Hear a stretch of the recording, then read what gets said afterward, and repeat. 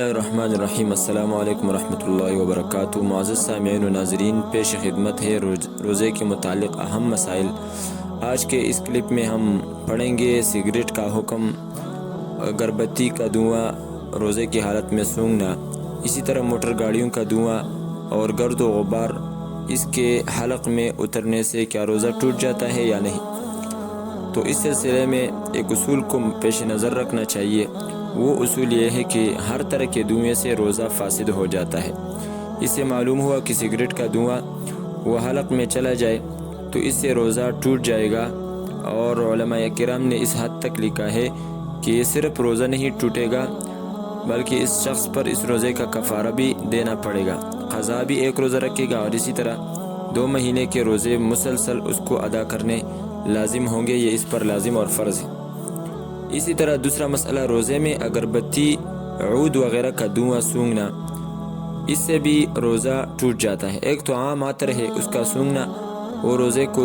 فاسد نہیں کر دیتا، لیکن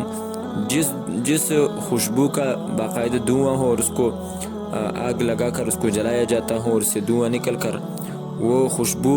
پیدا کرتا ہو، تو اس دھوئیں کو سونگھنا یہ روزے کو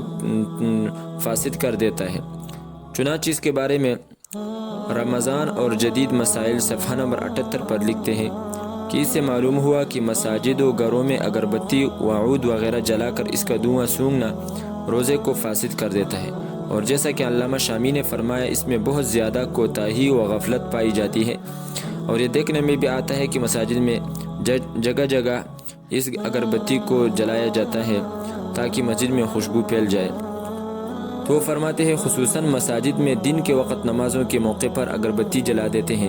جس کا دھواں بہت سے لوگوں کے حلق میں داخل ہوتا ہے، اور معلوم ہو چکا کہ اس سے روزہ فاسد ہو جاتا ہے، اس لیے اس سے پرہیز کرنا چاہیے۔ معزز سامعین، تیسرا مسئلہ، موٹروں کا اور گاڑیوں کا دھواں اور اسی طرح راستے کا غبار۔ تو اس کے بارے میں حکم یہ ہے کہ اگر صورتحال ایسی ہو کہ اس سے بچنا ممکن ہو تو پھر حتی الامکان اس سے اپنے آپ کو بچانا اور اپنے حلق میں اس کو داخل نہ ہونے دینا یہ ضروری ہے، اور احتراز ممکن ہوتے ہوئے بچنے کا اگر کوئی اہتمام نہ کرے اور یہ غبار اور دھواں اس کے حلق میں داخل ہو جائے تو اس سے بھی روزہ ٹوٹ جائے گا۔ لیکن اگر صورتحال ایسی ہو کہ اس دھوئیں اور غبار سے بچنا ناممکن ہو، بندہ اب کیا کرے، تو اس سے پھر روزہ فاسد نہ ہوگا۔ اسی طرح در مختار میں اس کی تصریح موجود ہے، اور آج کل شہروں میں صورتحال جو ہے وہ کچھ ایسی ہی ہے کہ اس سے بندہ اپنے آپ کو بچا نہیں سکتا، لہٰذا اس سے روزہ فاسد نہ ہوگا۔ لیکن اس میں بھی شرط یہ ہے کہ اپنی بساط کی حد تک بندہ کوشش کر لے، اور اگر کوشش نہ کرے تو پھر حلق کے اندر جانے سے اس دھوئیں کے